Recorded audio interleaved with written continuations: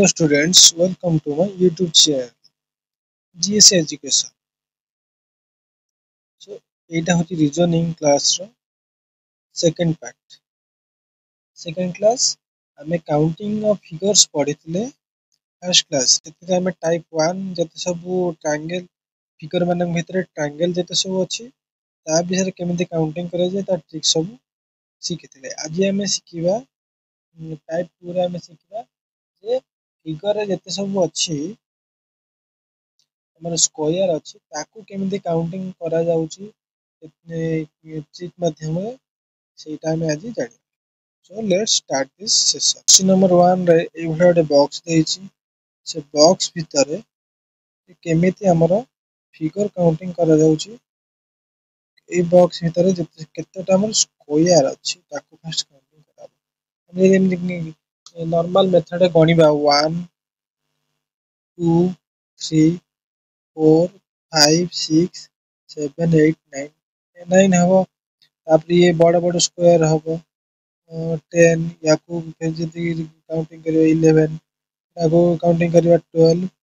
ये को कले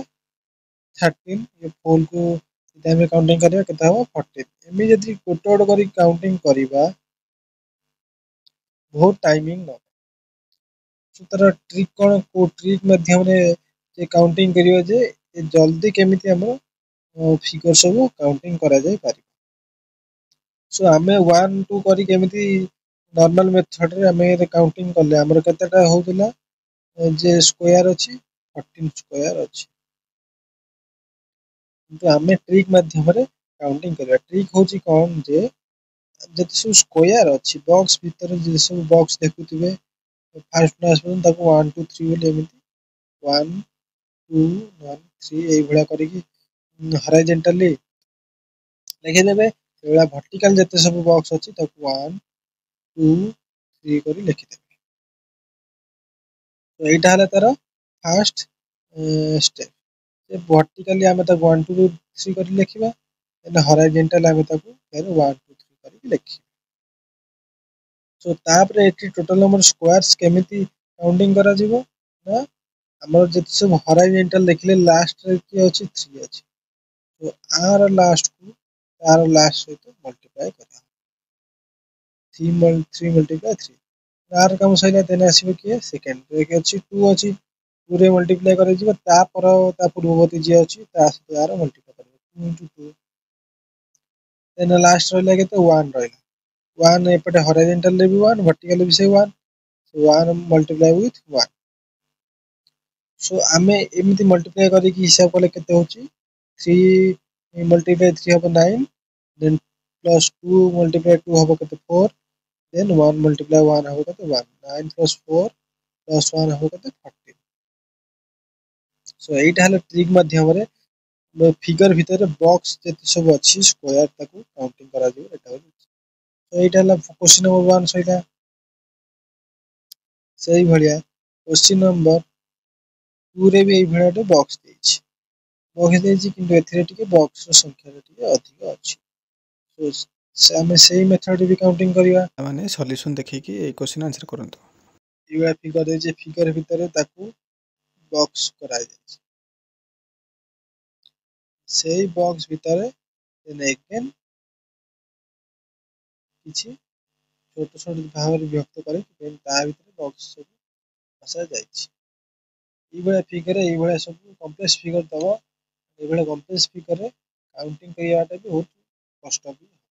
सो आर काउंटिंग करिवार केवल सेही मेथड ही यूज करके काउंटिंग करा जाय पारे। तो आमे ना कोन करिया फास्ट देखंतु बॉक्स अछि बॉक्स छोट भितर जो बॉक्स अछि ताको हम किछि कंसीडर करिया। प्रथमे बड़ा बॉक्स ता बड़ा बॉक्स केतेटा हमर जे फिगर अछि ए दिटा सैला से गोटे अछि तो मझी गोटे अछि ई डबल आई अछि तळे अछि एमति काउंटिंग कले केते हबो 1 2 3 4 हॉरिजॉन्टल हमर केते हम 1 सिमिलर वर्टिकल केते होची 1 2 3 4 5 हॉरिजॉन्टल 1 2 3 4 5 वर्टिकल को हमर 1 2 3 4 तो ट्रिक अनुसार हम हॉरिजॉन्टल सहित वर्टिकल को मल्टीप्लाई करी जिबा देन टोटल मल्टीप्लाई केते होची 5 into 5 plus 4 into 4 plus 3 into 3 plus 2 into 2 so multiply with तो टोटल हमर होची केते 55 सो ए बड़ा फिगर टारे हमर केते स्क्वायर अछि 55 नंबर स्क्वायर अछि सो बड़ा फिगर रो कथा सरला परे हम का बाकु जिबा आ भीतर जो छोटो छोटो जो अछि बॉक्स छोटो छोटो बॉक्स ये क्रॉस चिन्ह अछि क्रॉस हवा चिन्ह हवा द्वारा छोट छोट बॉक्स भीतर एभले चारिटा स्क्वायर है तो ये भी काउंटिंग करिवार से मेथड 1 तक हॉरिजॉन्टल 1 2 नबो वर्टिकल भी 1 पूरे 2 मल्टीप्लाई करियो 1 1 सो गोटे स्क्वायर रे केते होची 2 into 2 द 4 plus 1 4 plus 1 होची केते 5 तो एई भलिया गोटे छोटो स्क्वायर रे पांचटा छोटो फिगर रे पांचटा स्क्वायर रहले एई भलिया अछि केते चारिटा फिगर अछि छोटो फिगर तो चारिटा छोटो फिगर हबो केते 5 multiply with 4 तो केते हे जिवो 20 तो छोटो छोटो फिगर रे हम स्क्वायर रहला 20 बड़ा बड़ा फिगर रे स्क्वायर रहला 55 टोटल हबो केते 70 तो तार आंसर हो ऑप्शन नंबर डी तो हमर क्वेश्चन नंबर 3 गला ए क्वेश्चन नंबर 4 उस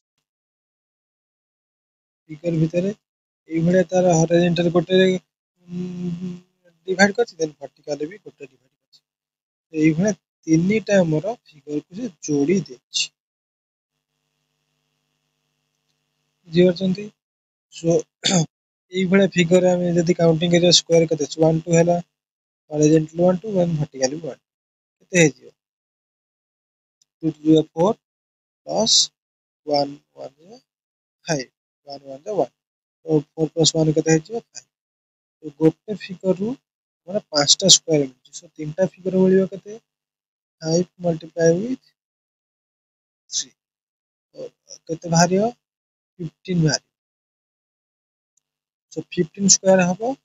जे एई हमर जो तीनटा फिगर अछि तीनटा फिगर हमर भारियो केते 15 स्क्वायर भारी किंतु कोन हे जिना जेतले फिगर सब कनेक्टेड हे कि रहिबो तांका भितरे दीटा जो फिगर अछि स्क्वायर अछि से दीटा कॉमन पळे आसीबो तीनटा जो हम जो तीनटा भाग कले तीनटा फिगर भितर दीटा स्क्वायर कॉमन पळे आसी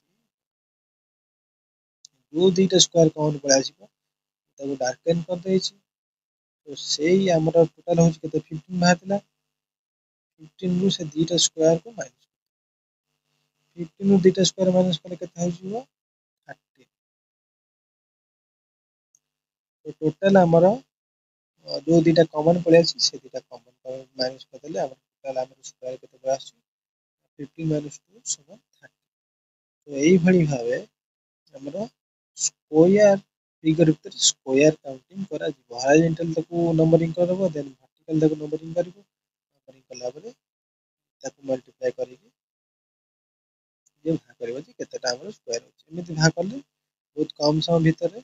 राइट आंसर बाहर एमिति ए रीजनिंग क्लास लागिला तो कमेंट माध्यम रे जणेबे